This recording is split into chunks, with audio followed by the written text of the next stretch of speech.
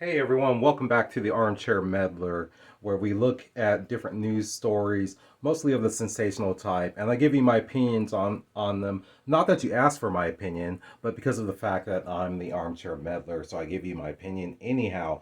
So today we're going to be looking at videos of people marching and protesting for gun control. I believe the march is called March for Our Lives.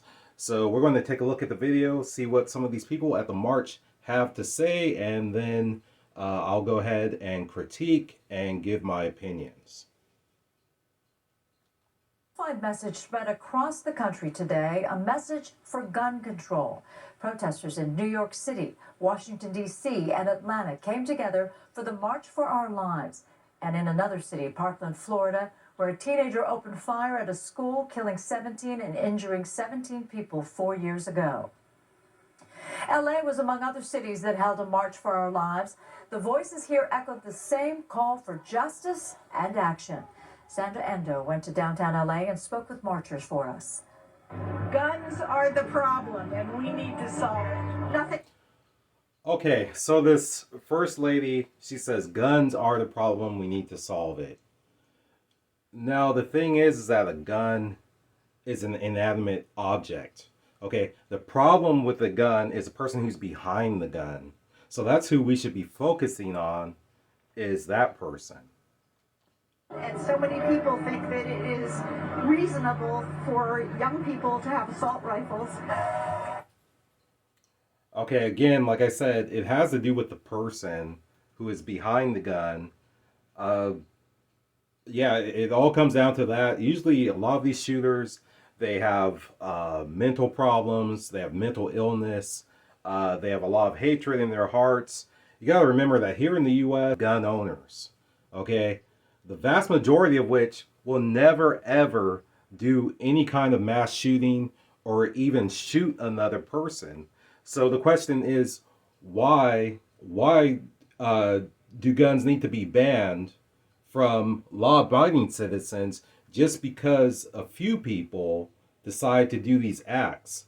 Okay, you have people who get into cars and obviously maybe they drink and drive or they drive recklessly, they crash into someone, they kill someone. But the thing is, we don't punish the law abiding. So how's that different with the guns? That's a question I have for you out there. Of demonstrators gathered outside LA City Hall, joining a national effort to denounce gun violence, like this local teacher and her 8-year-old daughter. It's very sad, and I don't like when people die. It's very sad. This impacts me greatly because I don't want to have to worry about my students and their safety, and just seeing her get teared up, just the kids are scared. They don't want to have to worry about some shooter coming, and the fact that politicians aren't doing anything to protect students or kids, people in general, and they're protecting guns over kids is just devastating. Many here. Okay, so the thing is, you see this woman with her young daughter. The thing is that if you take away guns from law-abiding citizens, guess what? The criminals still have their guns. The criminals will always get their guns. Okay, the criminals don't usually get their guns the legal way. They get them illegally. Okay, they break into people's houses, different ways to buy guns on the black market. And also another thing about that lady with her young daughter, something to think about is that if you're a female and an intruder breaks into your house, which most likely is going to be a man, okay, that man's going to be bigger than you. He's going to be stronger than you.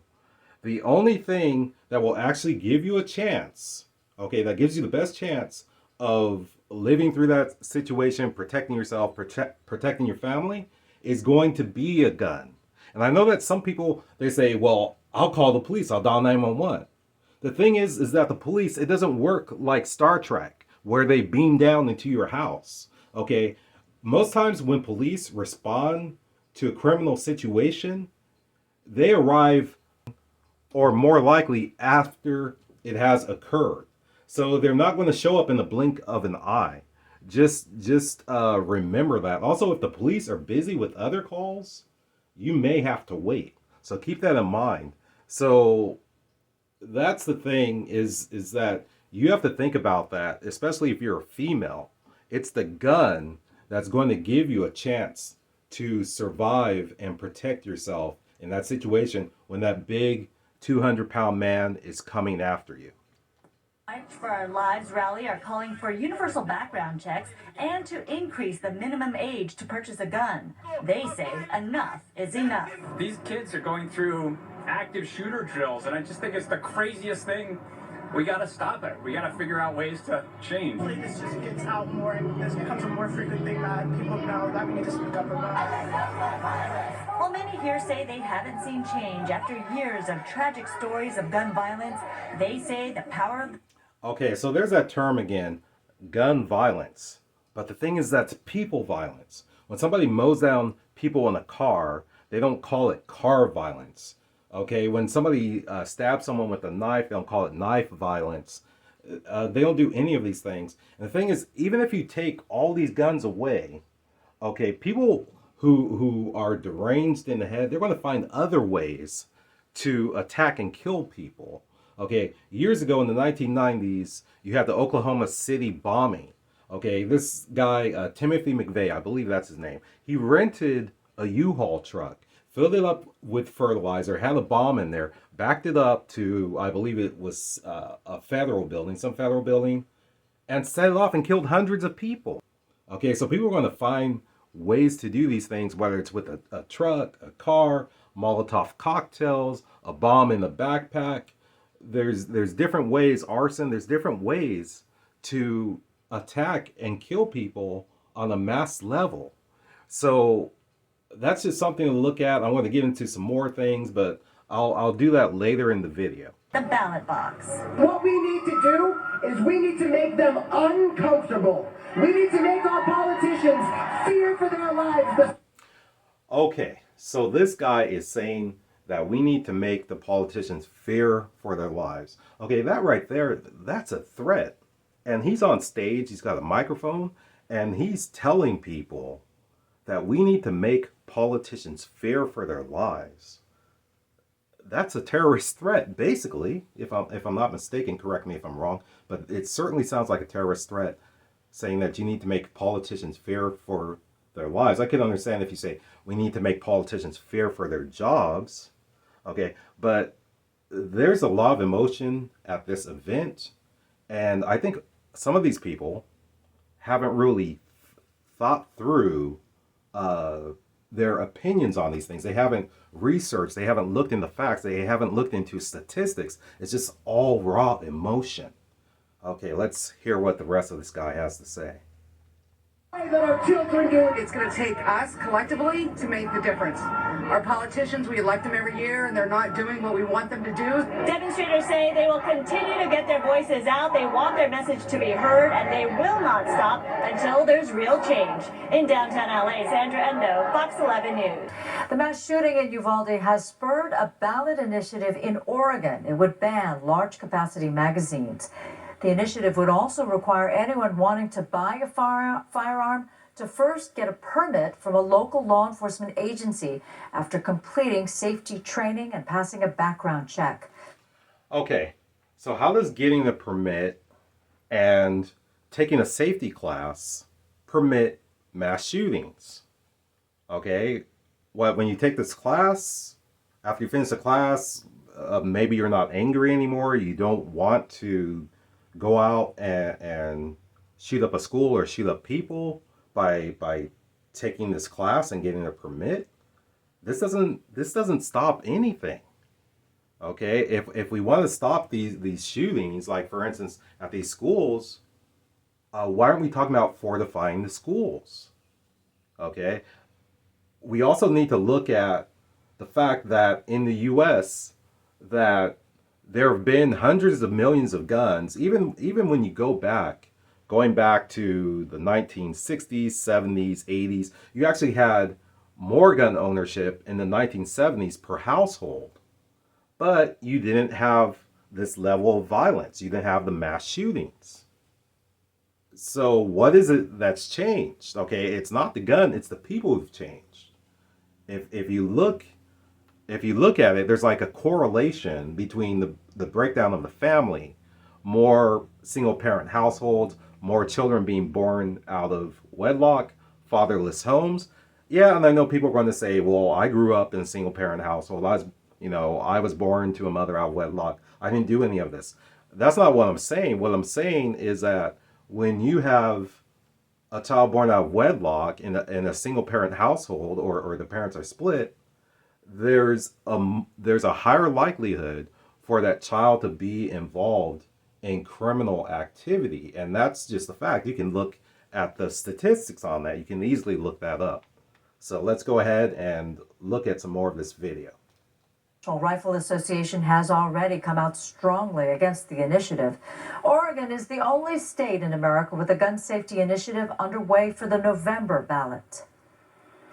In Washington, D.C., thousands rallied at the National Mall to push for gun control laws.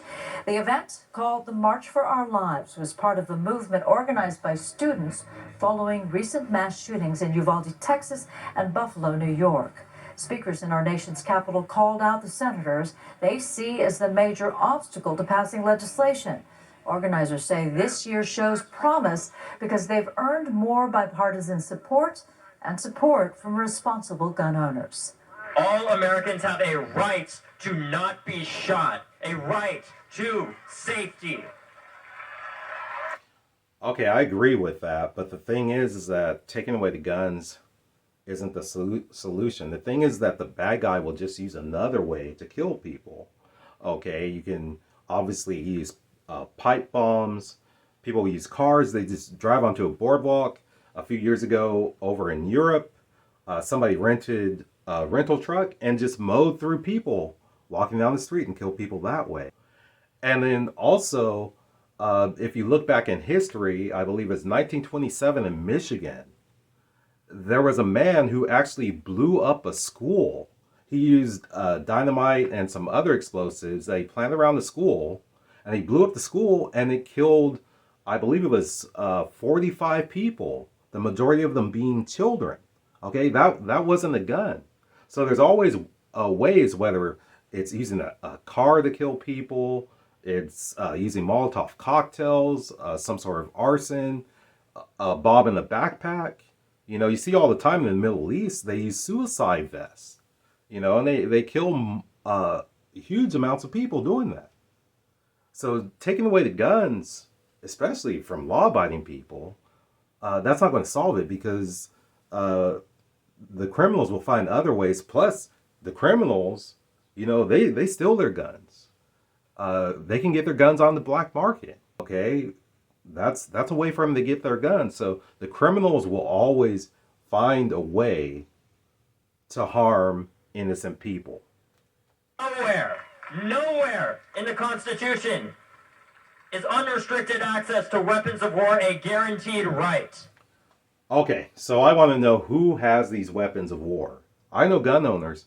None of them have these weapons of war. Okay, and a lot of people, they want to point out the AR-15 as a weapon of war. No, it isn't.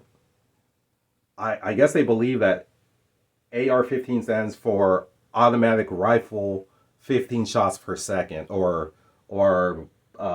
assault rifle, 15 shots per second. No, it's Armalite.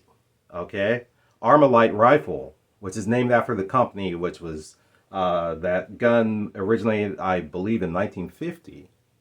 So people have a lot of misconceptions. Okay, it's not a machine gun. Okay, machine guns were banned in the U.S.